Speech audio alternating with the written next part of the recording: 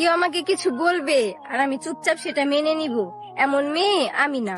বাবার কষ্টের টাকায় বড় হয়েছি, কারো কথা শোনার প্রশ্নই আসে না। আপনি যত চুপচাপ সবকিছু মেনে নিবেন, কিছু মানুষের কাছে ঠিক ততটাই অপমানিত হবেন।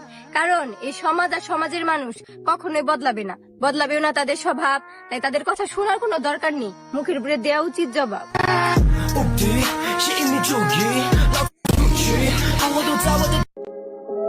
বাবার হোটেলে খাওয়ার ঘুরো, বোঝো না সংসার চালানো কতটা কষ্ট।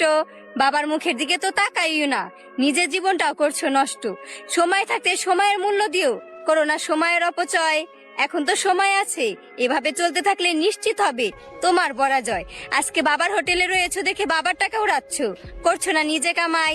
একটা কথা মনে রেখো, টাকা ছাড়া হতে পারবে না কারো বাড়ির আদরের জামাই।